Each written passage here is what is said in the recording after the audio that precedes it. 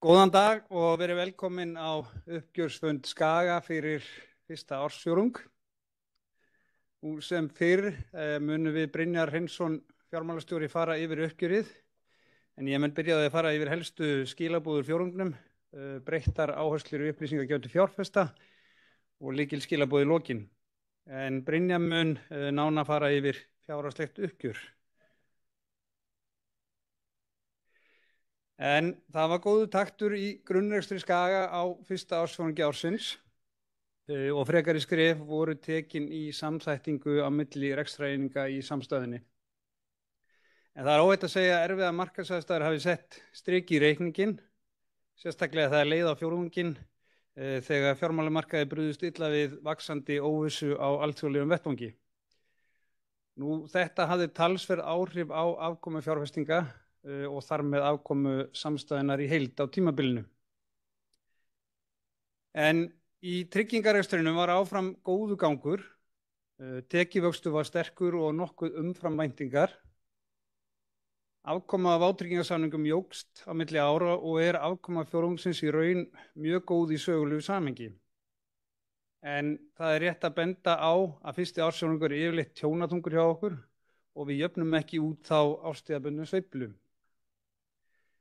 Undirbúningur fyrir samstarf VÍS og Íslandsbanka er á lokametrunum og teymi frá báðum aðilum hafa unnið að þessu verkefni síðustu vikur og við hlökkum til þess að kynna þetta spennandi samstarf fyrir viðskiptavinum okkar nú í maímánuði.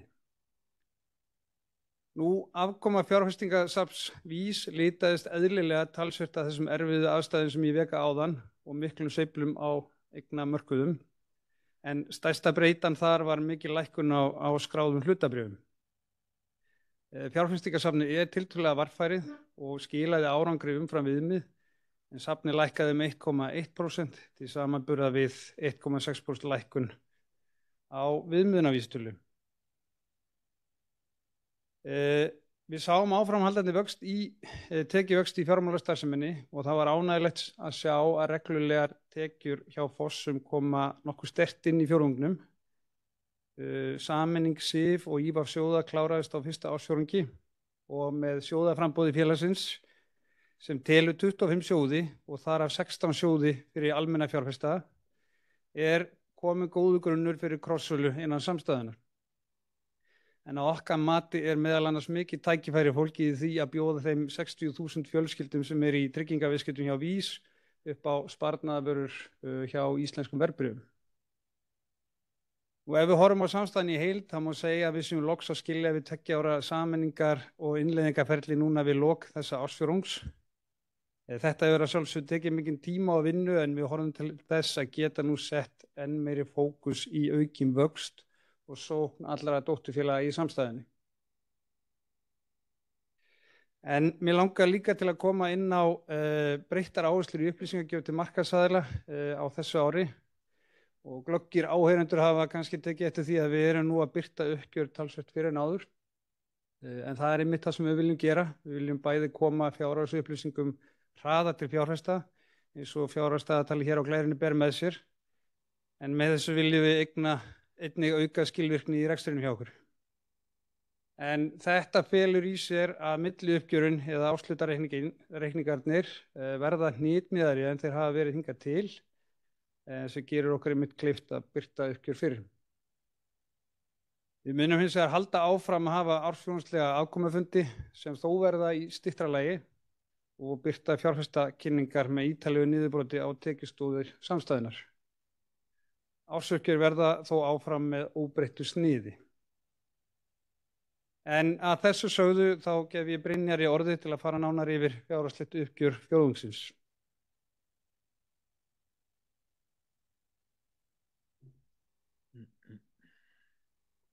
Já, góðan daginn. Takk fyrir það, Haraldur. Ég ætla að byrja að fara yfir helstu rekstraniðurstöðu samstæðunnar. En samanlagðar tekjur af tryggingum og fjármálastarfsemi nema ríflega 8,3 milljörðum og vaxa 12% á milli ára. En aðstæður á eignamörkuðum ásamt árstíðabundinni afkomu trygginga og mikils kostnað við samþættingu í fjármálastarfsemi leiða til taps ársfjórðungnum. Þar vegur lækkun hlutabréfa 1 milljarð og fjármagnsliðið þungt í því að tap fjórðungsins 1353 milljónir eftir skatta. En þegar við horfum á rekstrar einingarnar, þá rekstur VÍS trygginga í mjög góðum takti með áframhaldi sterkum tekjuvexti og ríflega 190 milljóna afkomu bata á milli ára. Í fjárfestingum voru fjárfestingartekjur neikvæðar 497 milljónir eða 1,1% lækkun, en því til viðbótar eru neikvæðir fjármagnsliðir 520 milljónir. Í fjármálastarfsemi heldur tekjuvöxtur áfram og hann 25%, en einskiptiskostnaður að fjárhæð 60 milljónir kemur til vegna fækkunar stöðugilda og sameiningar íslenskra verðbréfa við fjármálastarfsemi Skaga.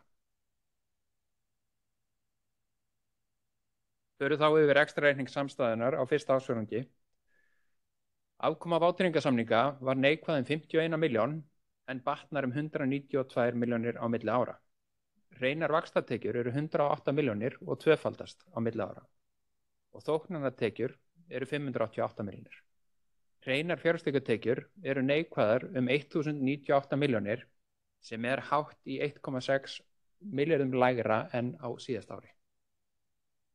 Hreinar rekstrartekjur eru því neikvæðar 402 milljónir.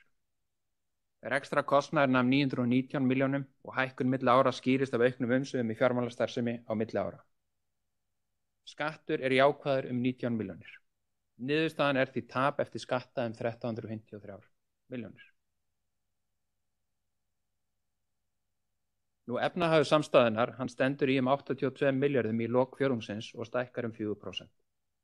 Fjárfestingarsafn VÍS eftir sem áður stærsta eign samstæðunnar, en það óhætt að segja að aðstæður á mörkuðum á fjórðungnum takmörkuðu vöxt efnahagsins á tímabilinu. Eigið fé lækkar sem nemur tapinu og stendur í 20,9 milljónum. Því næst ætla að kynna nánar reksturinn í 3 meginstarfseiningum. Það óhætt að segja að árið byrji vel í tryggingastarfsemi VÍS þar sem tekjuvöxtur heldur áfram vel yfir 10% og samsetta hlutfallið endar í 100,7% sem 2,8% stigum í bata frá fyrra ári.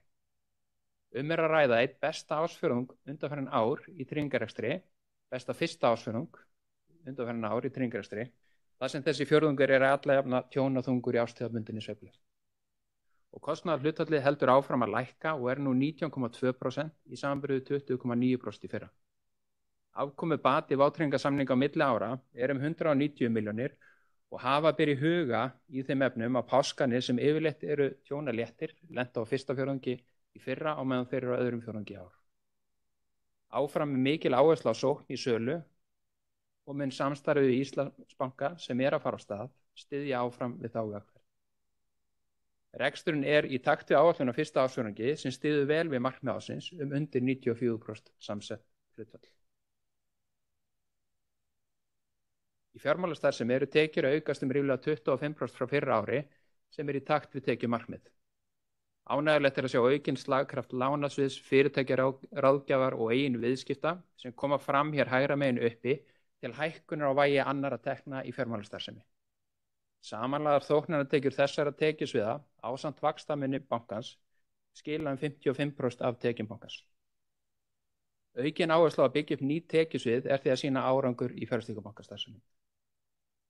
Þegar við horfum á þróun eigna í stýringu þá standa þær nokkuð í stað í 225 milljörðum þrátt fyrir nettó innflæði á fjórðungnum, en virðislækkun vegur þar á móti. Vert að geta þess að skuldabréf og lánasjóður vega 80% í samsetningu eigna í stýringu hjá íslenskum verðbréfum og þar af leiðandi eru áhrif á lækkun hlutabréfa ekki eins vega mikil.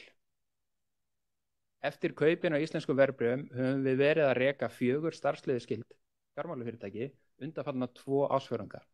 En þessu hefur eðlilega fylgt ákveðið óhagræði. En í kjölfar sameininga mun kostnaðarhagræði byrja að koma fram frá og með öðrum ársfjórðungi. Fjárfestingarbanki og eignastýring samstæðunnar eru með ákveðna sérstöðu á markaði og eiga mikil tækifæri til áframhaldi vaxtar. Í fjárfestingarsafni VÍS má sjá að fjárfestingartekjur eru neikvæðar 497 milljónir og ávöxtun sömuleiðis neikvæð 1,1%. En eins og sjá má hér niðri vinstra megin þá kemur neikvæð ávöxtun til vegna lækkunar hlutabréfa hátt í 1,1 milljarð. Auk lækkunar hlutabréfa þá vega fjármagnsliðir þungt á fjórðungnum eða samtals 500 milljónir. Þetta leiðir til þess að hreinar fjárfestingartekjur VÍS eru neikvæðar hátt í 1,1 milljarð að teknu tilliti til fjármagnsliða.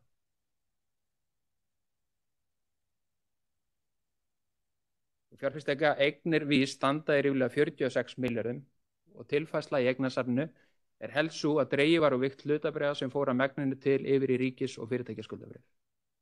Í þróun samsetningar hægra megin niðri má sjá að vægi hlutabréfa er samtals 32% í lok fjórðungsins og lækkaði 6%. Hlutabréfasafnið skiptist eftir sem áður í bæði skráð og óskráð hlutabréf, en vægi óskráðra hlutabréfa er 13% af heildarsafninu og skráðar hlutabréf vega því 19%. Við minnum á að hægt er að sjá nánara niðurbrot eignasafnsins í viðauka við fjárfestakynningu, þar með talið allar stærstu eignir í safninu. Og förum þá yfir rekstrarkostnaðarsamstæðu. Við horfum á rekstrarkostnaðinn má sjá í samsetningu stöðugilda hér hægra megin að stöðugildum hefur fækkað á fyrsta ársfjórðungi í kjölfar aðgerða til rekstrarhagræðis sem áður hefur verið kynnt. Þarna má einnig sjá fjölgun stöðugilda í sameiginlegri þjónustu í gegnum móðurfélag, en regluvarsla, mannauður og önnur samnýtt þjónusta er nú veitt í gegnum móðurfélagið sem er seld út til dótturfélaga. Annar sameiginlegur rekstrarkostnaður í móðurfélagi er nú einnig úthlutaður á dótturfélögin, líkt og sjá má í starfsháttayfirliti í árshlutareikningi. Með aukinni samnýtingu stoðþjónustu innan samstæðu má ná fram frekara rekstrarhagræði og verður áfram horft til þess. Ef við lítum á fjárhagslega mælikvarða má sjá að gjaldþol samstæðu stóð í 1,19 í lok tímabilsins, en það er að teknu tillit til arðgreiðslu sem var framkvæmt 1. apríl. Lækkun gjaldþols tryggingarekstrar skýrist af lækkunum í hlutabréfasafni á sama tíma og kröfur eiginfjárbindingu hækkuðu vegna mikillar hækkunar evrópskra hlutabréfavísitala á sama tímabili. Gjaldþol tryggingarekstrar er því tímabundið fyrir neðan áhættuvilja, en við sjáum hlutfallið fara hækkandi aftur yfir lægri mörk áhættuvilja með aukinni afkomu tryggingarekstrar og lægri eiginfjárbindingu hlutabréfa. Þar fyrir neðan má sjá að eiginfjárhlutfall Fossa stóð í tæplega 25%, sem er hátt í 3% umfram eiginfjárkröfur. Þá er minni yfirferð lokið og gef ég Haraldi aftur orðið.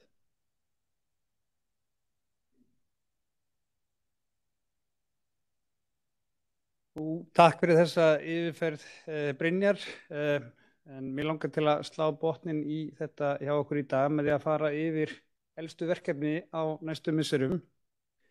En eins og ég kom inn á áðan, þá má segja að við séum loks að skilja við rúmlega 2 ára ferli sameininga, samþættinga, tilfærslu og einskiptisliða. Og þetta hefur kallað á mikla vinnu og fókus frá okkar fólki sem og utanaðkomandi ráðgjafa með tilheyrandi kostnaði. Samþættingavinnunni er í raun ekki lokið, en við erum þó komin á þann stað að hún verður nú í mun meira mæli fókusiruð á tekjuvöxt allra félaga innan samstæðu og að halda áfram að straumlínulaga kostnað. Og á þessu ári mun krossalega fara í auknum mæli í stafræna ferla og við munum horfa til þess að ná enn meiri út úr samnýtingu innviða. Við sjáum einnig mikið tækifæri í krossalega á milli VÍS og íslenska verðbréfa og verður fókusinn á einstaklingsmarkað til að byrja með. Og við munum einnig halda áfram að styðja við vöxt Fossa, enda með auknum umsviðum og stækkandi efnahag bankans verðum við í auknum mæli að njóta góðs af stærðarhagkvæmni og getum hámarkað arðsemi. En fjármálastarfsemin í heild sinni ræður við mun meiri umsvif án þess að kostnaður þurfi að aukast í sama hlutfalli. En þetta voru mín lokaorð í dag. Mér langar því til að opna fyrir spurningar úr sal.